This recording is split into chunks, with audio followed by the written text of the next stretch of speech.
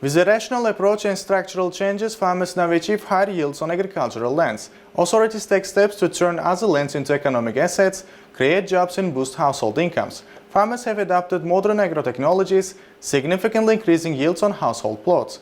President Shavkat Mirziyoyev held a meeting to introduce a new system for cultivating profitable crops on household lands and leased plots.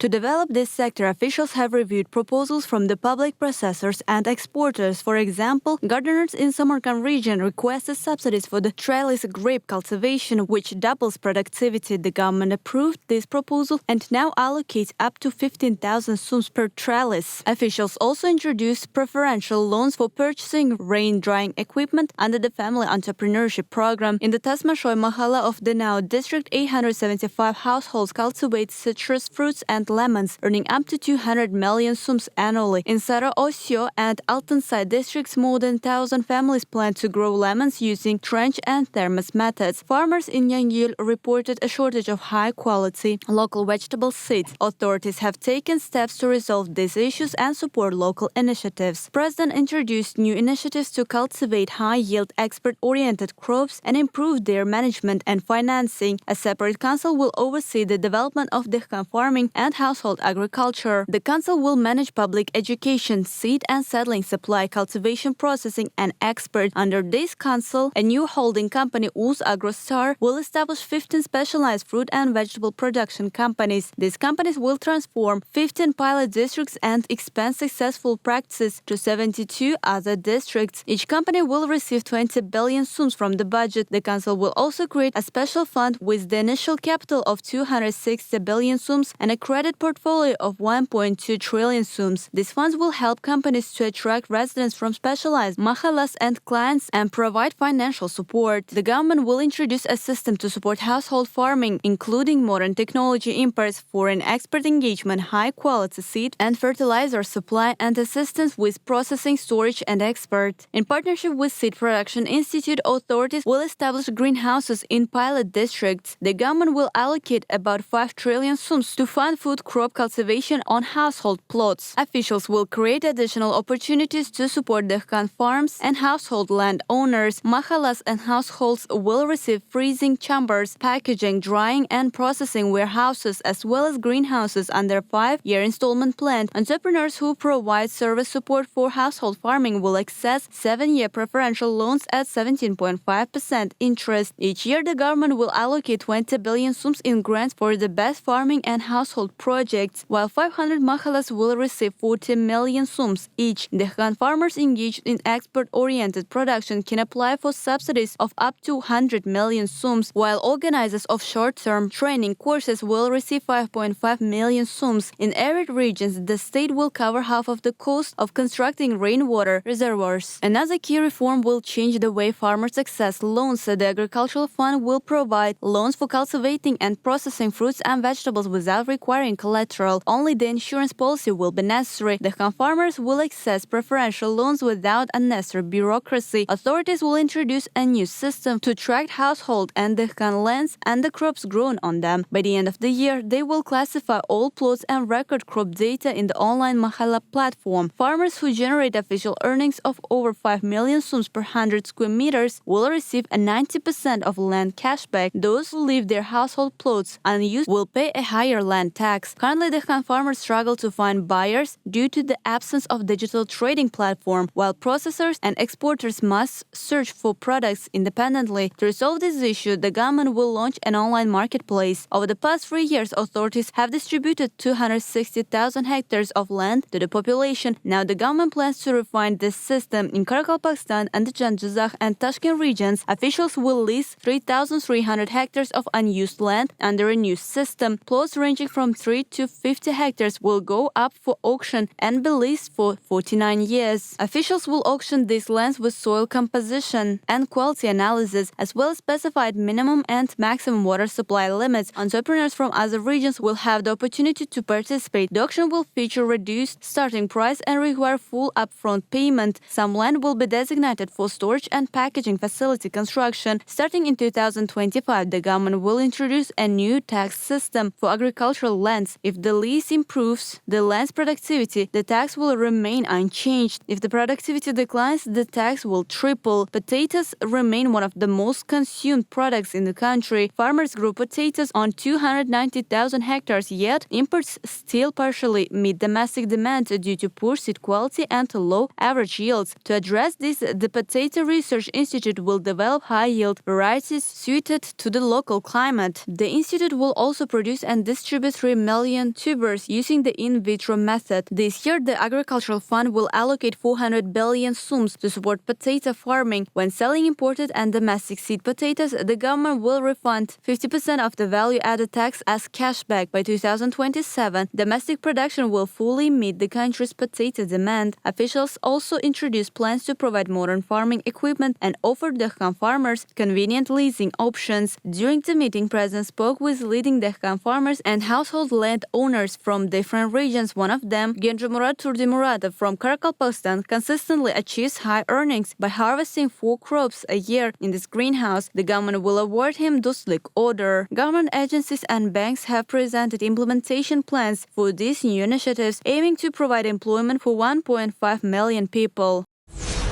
President Shavkat Mirziyoyev met with the founder of Lukoil, Vagit Alekperov. During the meeting, they discussed implementation of projects by the leading Russian oil and gas company in Uzbekistan's energy sector. The discussions covered geological exploration, the development of promising hydrocarbon fields, infrastructure modernization, and expansion of retail network for petroleum products. They also reviewed plans to expand the company's operations in the country. Particular attention was given to training and employment specialities, as well as the implementation of socially significant programs.